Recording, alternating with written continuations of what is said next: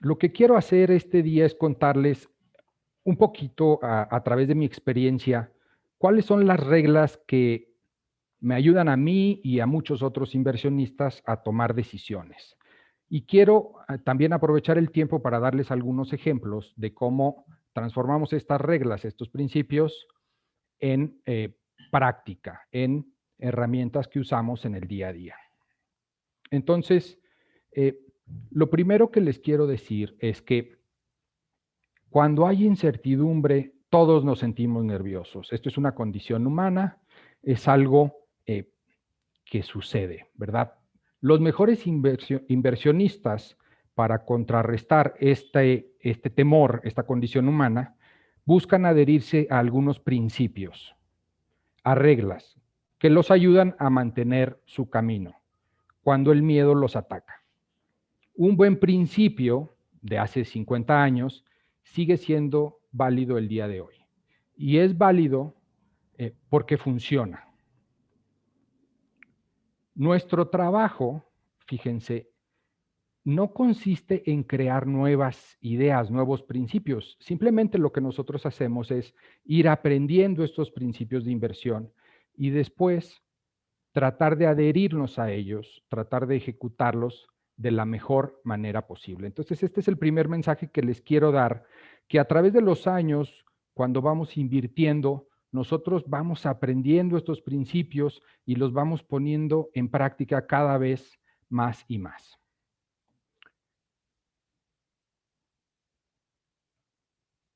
Entrando en el tema de nuestra plática, aquí estamos viendo una gráfica del Standard & Poor's 500, que es un índice que agrupa a las 500 empresas públicas más importantes de Estados Unidos. Imagínate poder invertir tu dinero en estas 500 empresas. Imagínate que Jeff Bezos de Amazon, Elon Musk de Tesla, Bill Gates de Microsoft y todas esas ejecutivas brillantes, inteligentes que dirigen estas organizaciones, de alguna forma trabajen para que tus ahorros crezcan. No lo harías con los ojos cerrados. Yo sí.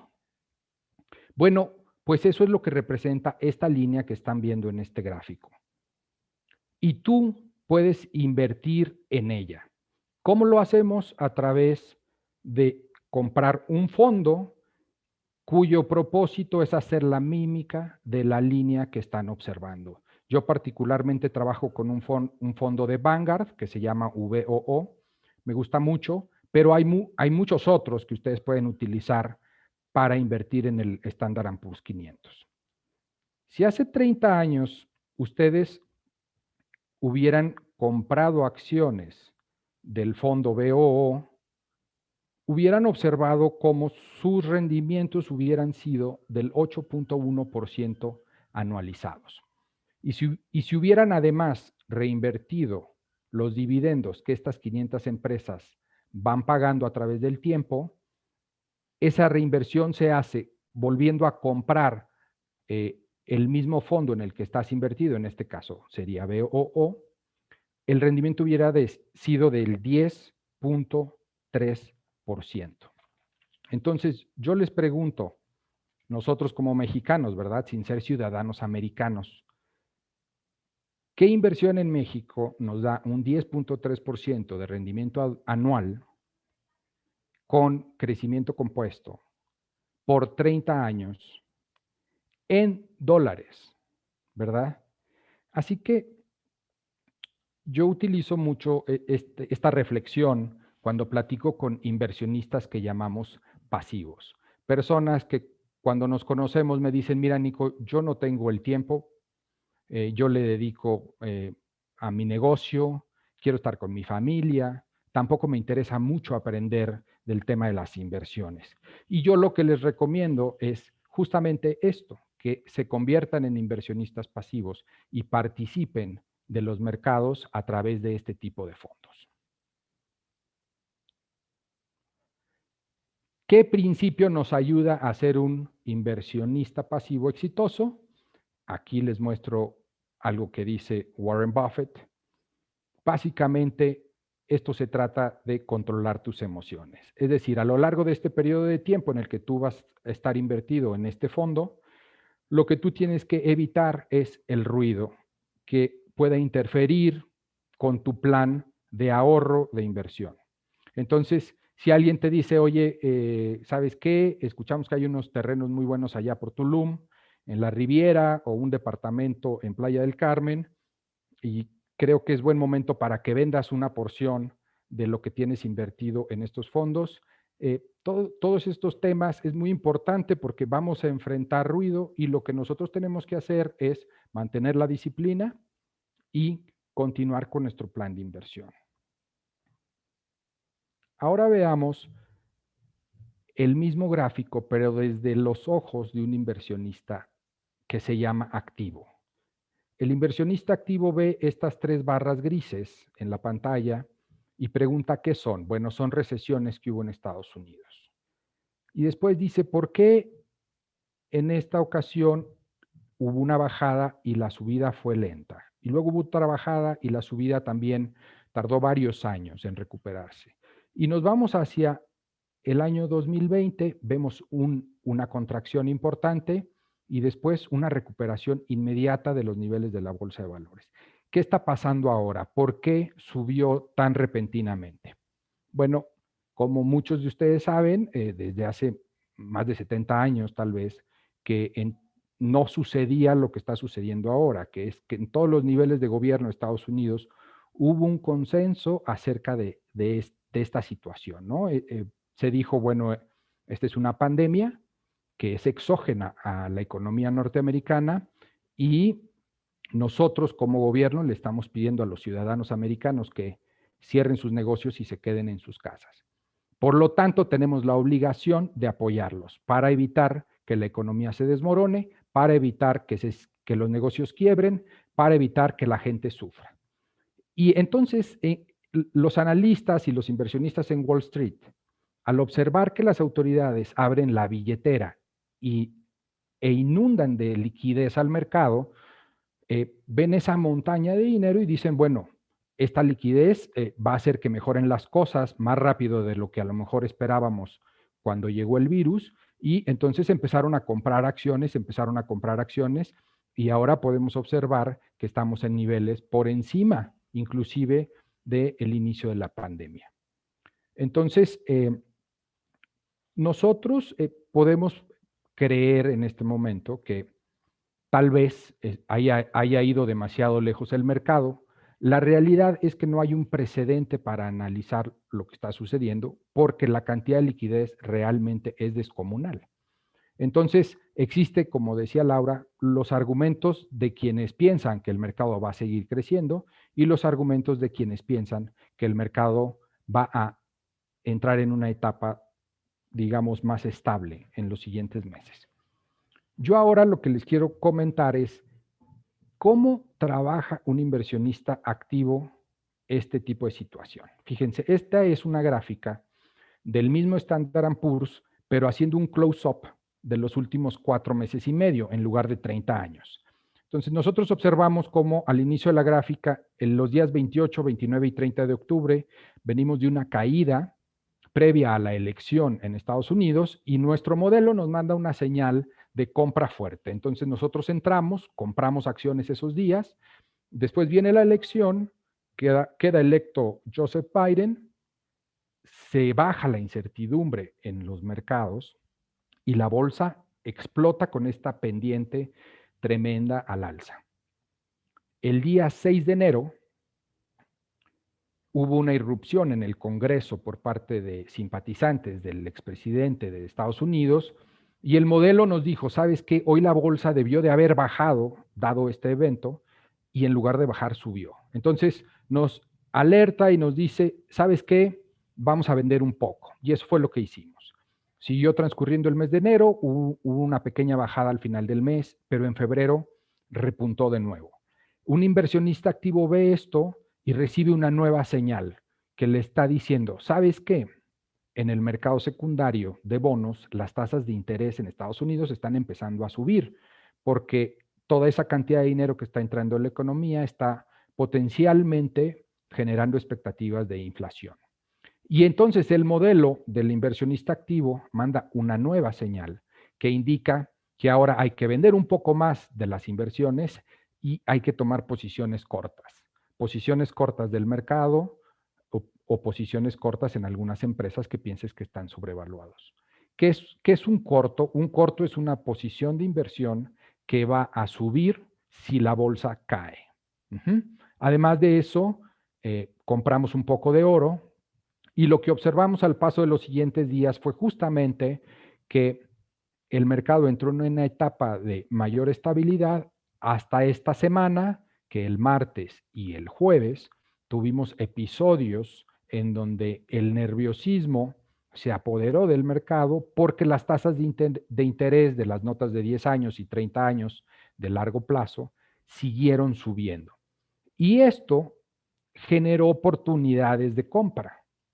Al menos nosotros creemos que tanto el Standard Poor's como el Nasdaq tienen niveles de resistencia técnicos alrededor de los 3.770 puntos y en el caso del Nasdaq 12.900, que harán que esta pequeña corrección, que es muy sana, sobre todo en empresas tecnológicas, justamente abra oportunidades de compra para seguir invirtiendo.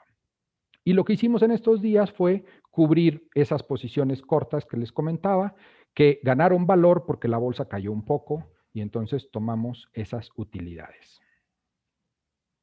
Hasta aquí platicamos un poco la diferencia entre un inversionista de estilo pasivo y un inversionista de estilo activo. Si nosotros hubiéramos invertido el 30 de octubre nuestro dinero en el Standard & Poor's con un estilo pasivo, hubiéramos tenido un rendimiento bastante bueno de 17.1%, que es atípico, claro, porque ha sido un rally impresionante en estos meses. Y si nosotros hubiéramos seguido esta estrategia activa que yo les venía platicando con pequeños cambios y pequeños ajustes que nos va indicando el mercado, hubiéramos tenido un rendimiento de 21%. Entonces, ¿qué tipo de inversionista crees que eres tú? ¿Crees que un estilo pasivo te podría funcionar en ese fondo de 500 empresas? ¿O crees que tienes el tiempo y la energía para tú mismo construir un portafolio activamente y estar monitoreando los eventos de los que estábamos platicando y ajustando tu estrategia de acuerdo a esos eventos? Muy bien, ahora hago una pequeña pausa para imaginar los cimientos y las paredes de mi portafolio en bolsa. No importa si eres un inversionista pasivo o activo, o una combinación de ambos. Lo que buscamos es que estés tranquilo, que construyas esta pared gigantesca y que te pares ahí arriba, que mires al horizonte y veas que las decisiones que estás tomando hoy te van a hacer disfrutar de un mejor mañana. En esta sección vamos a dar una breve introducción a algunos principios adicionales de inversión para construir un portafolio y quiero arrancar con algo que parece muy trillado, ¿no? Compra barato, vende caro. Lo dice Warren Buffett, entonces el principio está ahí. Compra barato, vende caro. ¿Qué tan difícil puede ser? Si yo de pequeño mi tía me llevaba en el verano a comprar dulces ahí en el mercado en Monterrey y del mercado llegaba a la casa, ponía todos los dulces en una bolsita, perdón, en una cajita y me iba con los vecinos y les vendía a una muy buena rentabilidad, ¿no? La realidad es que, bueno, hay herramientas para aprender a comprar barato dentro de la bolsa de valores. Y yo les quiero dar un ejemplo de cómo nosotros hacemos este tipo de análisis. Fíjense, aquí estamos viendo en este círculo el símbolo INTC. Esto significa que esta es la empresa Intel en un gráfico de 3 años y aquí están los movimientos del precio a nivel semanal. Justamente la semana que hablábamos, que es la última semana de octubre, vemos una caída en el precio importante, bajando de $55 a $45.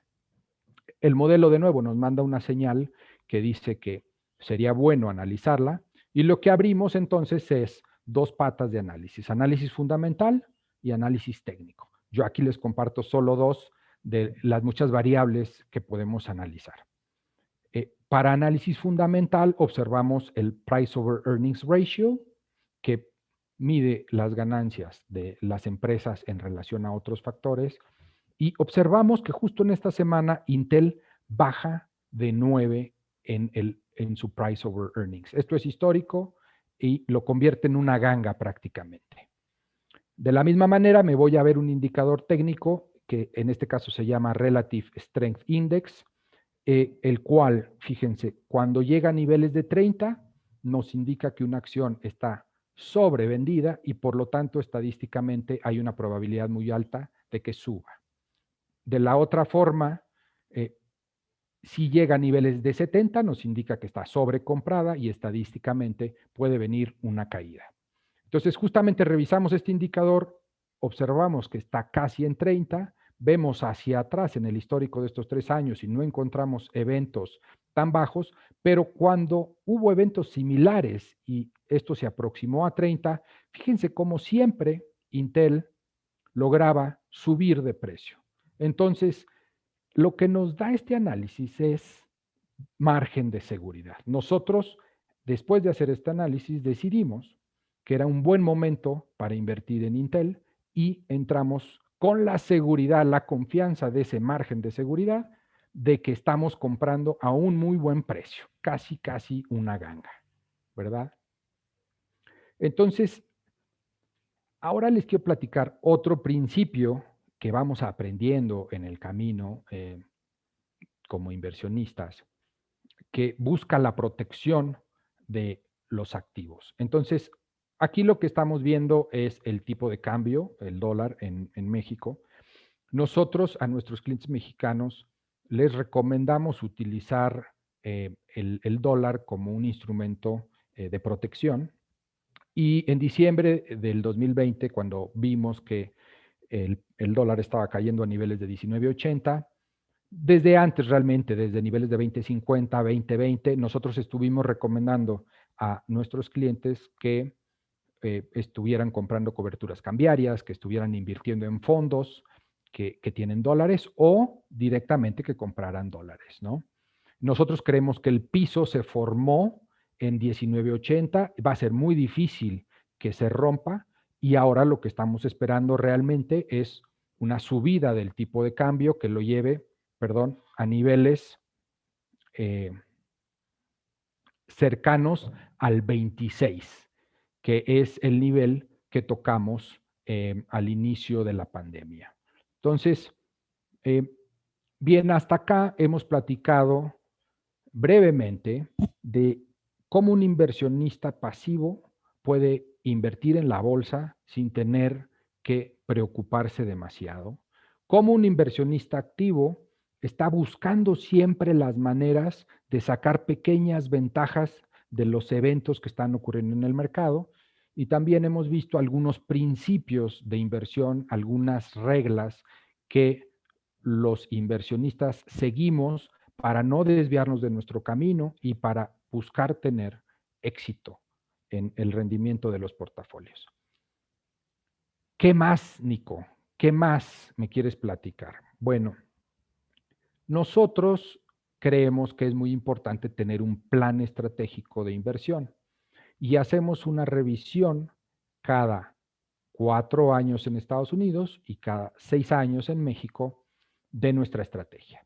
La última la hicimos en noviembre del año pasado porque buscamos que coincida con el periodo electoral y de ahí nos arrojó que queremos seguir para los próximos 4 años 4 tendencias que vemos con ya mucha solidez en el mercado.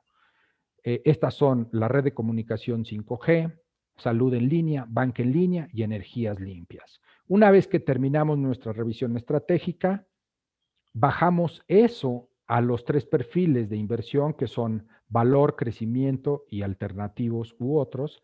Y dentro de valor les doy algunos ejemplos de las empresas en las que invertimos: Apple, Verizon, Johnson Johnson y, como les comentaba, Intel, que se convirtió en una ganga y valía mucho la pena entrar. También tenemos historias de crecimiento. Yo aquí les comparto algunas. Beyond Meat hace alimentos. Square es una empresa que maneja pagos a través de apps, es financiera a través de apps. Y Teladoc Health es una empresa también bastante novedosa que ofrece consultas de salud a través de Internet, todo en línea. Y estas tres empresas forman parte de lo que nosotros llamamos historias de crecimiento. También les comparto que hace 4 años, cuando hicimos nuestra estrategia del 2016, se definieron otros grupos en los que queríamos invertir. Y en aquel entonces invertimos en Amazon, invertimos en Apple, invertimos en Google, invertimos en Facebook. Nosotros hoy consideramos que esas inversiones ya están hechas, es decir, nuestros clientes ya las tienen en sus portafolios y aunque sí, cuando se presenta una oportunidad de compra, volvemos a tomarlas, en este momento nuestra mente está enfocada en lo que sigue, en el futuro, en cuáles son esas nuevas historias de crecimiento que les van a dar rendimientos a nuestros clientes, ¿verdad? Eh, en la parte de alternativas, como les decía, bueno, pues pensamos que el dólar va a seguir subiendo en México, tenemos un poco de oro, ocasionalmente participamos en criptomonedas, específicamente en Bitcoin, y bueno, de esta forma nosotros cerramos lo que es hablar de el estilo del inversionista, el tipo de riesgo que le gusta o no le gusta, los principios de inversión y cómo traducirlos de la teoría a la práctica y la importancia de que tú tengas un plan. No tiene que ser tal vez tan detallado como este, pero que tengas una idea de cuánto tiempo quieres estar en el mercado siguiendo una tendencia del consumidor y que eso te ayude a determinar tus tácticas de inversión. Fíjense que pues de nada sirve tanto teoría y estrategia si no lo ponemos en práctica, ¿verdad? Entonces yo les hablaba de que esta semana, el martes y hoy jueves, hubo oportunidades bien interesantes en el mercado y les platico, nosotros invertimos una parte muy pequeña del portafolio, no más del 1%, porque hay muchas razones por las cuales tenemos mucha cautela con este activo que se llama Bitcoin, pero invertimos en él a través de un fondo que se llama GBTC, que está disponible en Estados Unidos, es un trust. Y el día martes lo encontramos en una caída muy violenta que nos permitió tomar una posición en $42.50 y nos ha dejado bastante satisfechos, ¿no?, de lo que puede llegar a lograr en este año, digamos. Este es un gráfico que usamos para analizar a Beyond Meat. Esta semana también tomamos una posición muy interesante en $141 y creemos que es una empresa que nos va a dar muy buenos dividendos, ¿verdad?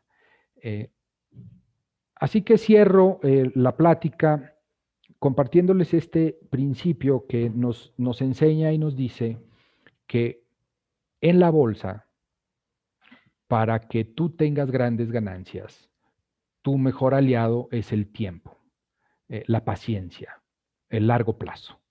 Entonces, este es un principio fundamental, ¿verdad? En todo lo que nosotros hacemos para construcción de portafolios y en lo que yo les recomiendo a ustedes que hagan para sus propios portafolios, para sus propias inversiones, piensen en el largo plazo y eso les va siempre a ayudar a tener éxito.